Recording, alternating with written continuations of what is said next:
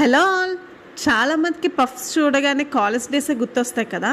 అట్లానే ఎగ్జాక్ట్గా bakery style puffs ఎట్లా చేసుకోవాలో ఈరోజు వీడియోలో నేను చూపిస్తాను. ఫస్ట్ 1 కప్ మైదా తీసుకొని అందులో కొంచెం సాల్ట్, కొంచెం షుగర్ యాడ్ చేసుకొని కొంచెం వాటర్ యాడ్ చేసుకుంటూ మనం చపాతీ పిండిలా కలుపుకొని పక్కన పెట్టుకోవాలి ఒక 30 మినిట్స్ పాటు.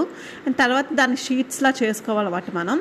అండ్ దానికోసం మనం రౌండ్గా కాకుండా ఇట్లా రెక్టాంగిల్ షేప్లోనే మనం దాన్ని పాముకోవాలి.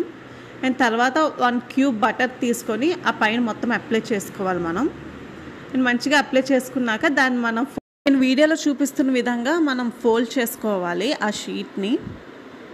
అండ్ ఇట్లా 2 సైడ్స్ ఫోల్డ్ చేసుకొని మళ్ళీ దాన్ని మొత్తం ఒక సింగిల్ ఫోల్డ్లా చేసుకొని మనం దీన్ని డీప్ ఫ్రీజర్లో పెట్టుకోవాలి ఒక 50 మినిట్స్ పాటు. ఈలోపు మనం కర్రీ కూడా ప్రిపేర్ చేసుకుందాం. కొంచెం ఆయిల్ వేసుకొని అందులో కొంచెం ఆనియన్స్, ఇంకా క్యాప్సికమ్, స్వీట్ కార్న్ యాడ్ చేసుకున్నాను. నేను స్వీట్ కార్న్ పఫ్స్ చేస్తున్నాను.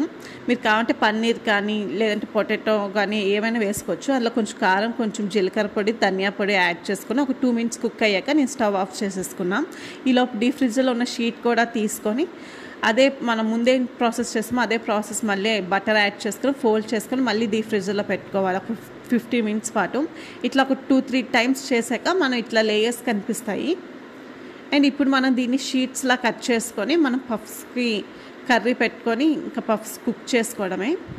అండ్ ఇట్లా 4 షీట్స్లా చేసుకున్నాను నేను.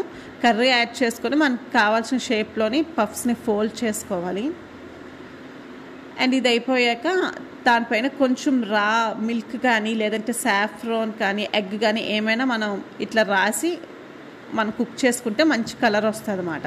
అండ్ ఓవెన్ని ప్రీ హీట్లో పెట్టుకొని కన్వెన్షన్ మోడ్లో 20 మినిట్స్ పాటు కుక్ చేశాను నేను.